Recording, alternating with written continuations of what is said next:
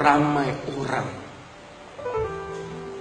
tersalah sangka tentang maksud ketenangan dalam hidup. Selalu orang mengaitkan ketenangan itu, walaupun mengaitkan ketenangan itu dengan faktor harta, dengan faktor kekayaan.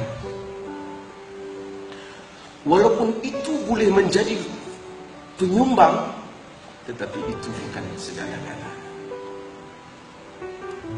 Betapa ramai orang yang berada dalam rumah yang besar, tidur di atas katil yang empuk, tetapi dia tidak lebih enak ataupun lenanya tidak nyenyak. Bahkan ada orang yang tidur di pondok buruk, kadang-kadang dia lebih lena daripada kita.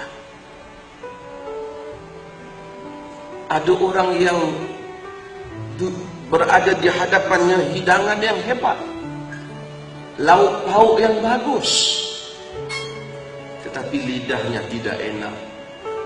Lebih enak lagi orang yang makan kadang-kadang dengan 1-2 mata lauk, tapi dia lebih sedap dan selesa makanan.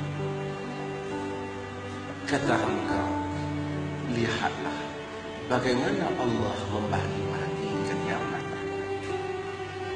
Semua orang sangka kalau orang tu ada rumah besar dan makanan yang sedap, tentulah hidup dia bahagia dan tenang.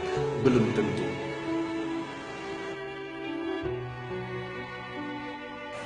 Jika Allah hendak memberikan kebahagiaan kepada seseorang, dia tidak boleh ditahan oleh apa-apa tangan sekalipun. Jika Allah menghalang kebahagiaan kepada seorang, dia tidak boleh dihulur oleh apa-apa tangan. Jika Allah uruskan urusan kita dan Allah tidak serahkan diri kita kepada kita, walaupun sekelip mata, dunia boleh berbuat apa-apa, tetapi mereka tidak boleh mencabar kebesaran kerajaan Allah.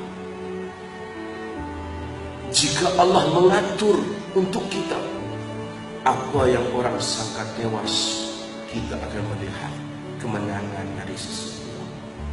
Apa yang orang rasa rugi, Allah akan memberikan keuntungan yang mana jalan-jalan manusia tak sangka, tetapi Allah boleh mewujudkan keajaiban dalam kehidupan.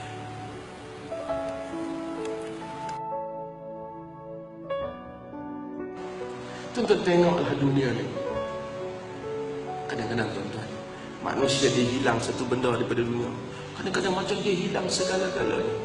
Saya nak sebut tuan-tuan, berapa banyak dalam hidup tuan-tuan telah lalui keperitan hidup. Cuba ingat, ketika kita kena keperitan, kita rasa kita tidak dapat keluar daripadanya.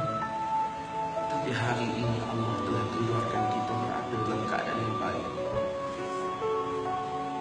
Ketika kita ditimpa musibah tertentu, kita kata habislah aku kali ini. Tapi usia kita telah berjalan, kita masih lagi hidup dan makan dan menikmati kurniaan Tuhan. Ketika kita kata, ya Allah tolonglah aku, ya Allah tolonglah aku susah ya Allah. Hari ini kita pun telah lupa kepada perkataan itu. Dan kita pun lupa kadang-kadang untuk bersyukur di atas berbagai rancau hidup yang telah Allah keluarkan kita daripadanya. Orang-orang yang diberitahu kepada mereka, Nuh, orang ramai sedang berkumpul untuk ambil tindakan kepada kamu. Nuh, orang nak ambil tindakan kepada hang.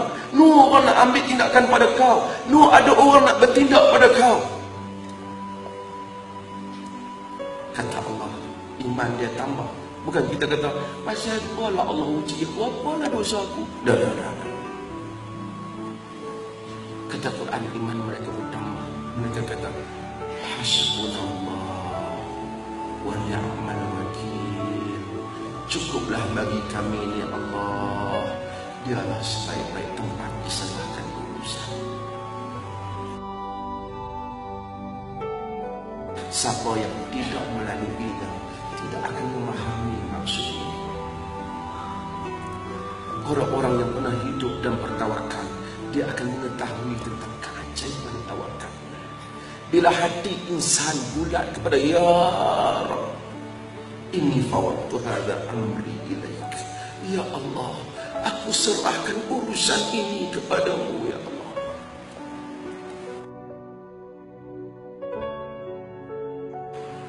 Apabila insan melihat dunia daripada dimensi akhirat, dia akan merasakan dunia ini sangat kecil. Kehidupan ini sangat luas. Nabi sebut dalam hadis yang diriwayatkan oleh Imam Muslim, Allah bawa pada hari akhirat asyaddan nas, manusia yang paling derita dalam dunia. Saya tak tahu manusia yang paling derita dalam dunia ni. Allah ambil dia, Allah masukkan dia ke dalam syurga. Fahumiza fil jannah, dia dimasukkan, dicelup masuk dalam syurga. Kemudian dia dikeluarkan. Lalu ditanya dia, ya fulan, hal marrat bika minal ba'siqat. Wahai fulan, adakah kau pernah rasa derita dalam hidup? Dia kata, ayo, aku tak pernah derita apa hidup. Hanya kerana masuk sekelip mata di dalam syurga, lupa cerita-cerita. Allah ambil manusia yang paling nikmat dalam dunia ini. Segalanya nikmat Allah masukkan. Fahumiza fil nar, dimasukkan dia celup saja dalam neraka. Lalu dikeluarkan dia. Dia kata, hal marra bika minan ni'am qat. Benarkah kau merasai nikmat dalam hidup? Aku tak pernah ada nikmat dalam hidup. Hanya dengan satu celupan dari neraka, manusia lupa segala kisah nikmat dalam hidupnya.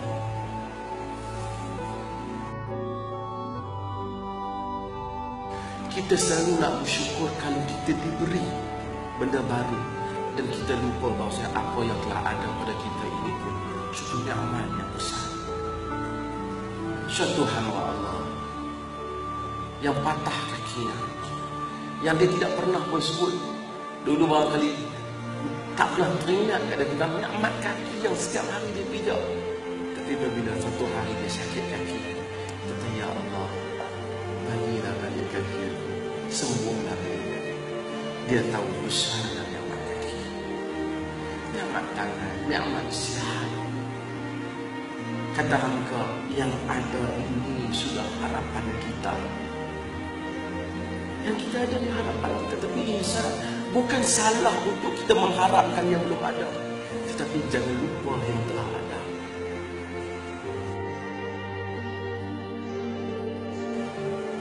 Sebab itu, sebahagian para sarjana menyebut syukur kadang-kadang lebih tinggi makamnya daripada sabar. Ramai orang terpaksa sabar, tapi belum tentu orang yang dapat nikmat itu bersyukur. Bila dia susah, nak kata bagi sabar je lah, apa-apa. Tapi untuk jadikan orang yang memiliki harta seperti itu, syukur di atas nikmat.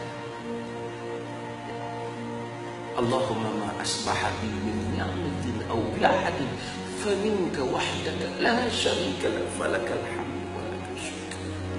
Ya Allah, apa sahaja yang aku alami daripada nikmat-Mu, daripada kurniaan, daripada siapa-siapa di kalangan hamba-Mu, tidak ada daripada sesiapa melainkan daripada Engkau, wahai Tuhan. Bagi Engkau lah pujian, bagi Engkau lah kesyukuran. Subhanallah. Insan jika tidak bersyukur kepada Allah tak terdaya. Wa in ta'uddu ni'matallahi la tuhsuha. Jika kamu tak mampu. Tuan-tuan, bila kita melihat hidup ini secara keseluruhan, kita akan rasa Masya Allah hidup. Apa yang Allah kurnia pada kita lebih daripada harapan kita sebenarnya. Saya tak tahulah buat tuan-tuan semuanya, tapi kalau tuan-tuan ingat daripada hari tuan-tuan dilahirkan, tempat tuan-tuan dilahirkan, rumah tuan-tuan dilahirkan, sehingga tempat tuan-tuan ada pada hari ini, Masya Allah, tak dapatlah untuk mengucap berapa kali nak sebut pun tak mampu.